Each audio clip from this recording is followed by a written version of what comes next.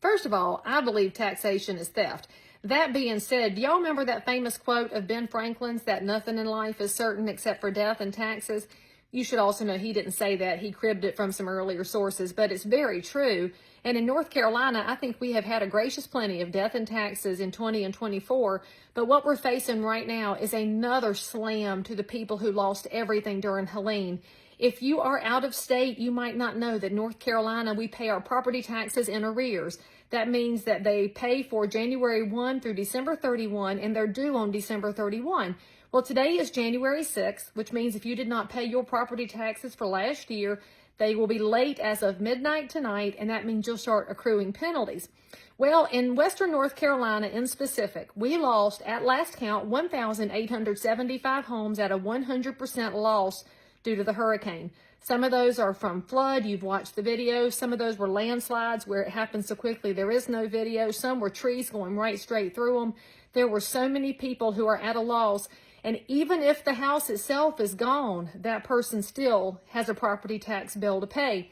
And our counties have said, we appreciate y'all asking, but no, we are not waiving those property taxes. Now, before I get mad at the counties, I do remember that our school systems rely on county dollars from property taxes to pay the budgets. I know that we have staff that we need. I know there's parks and rec, and there's all kind of needs around the county, volunteer fire departments, first responders, all manner of things. But there's got to be a way to do this.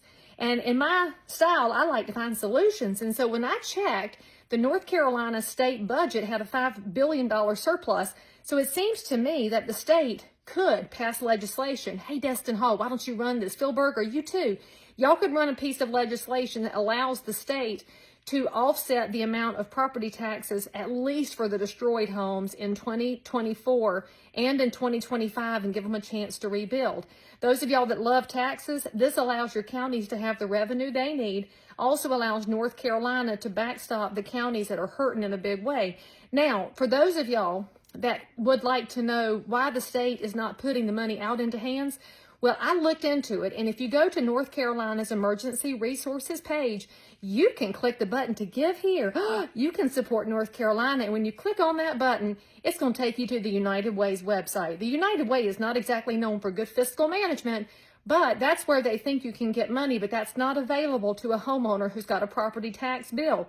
And if you follow the next rabbit hole, which takes you to how the dollars do get distributed, it will take you to a grant page, which is county by county and area by area. And the grant cycle doesn't open until June of 20 and 25, which is long after these folks are going to be considered delinquent and going to tax sale.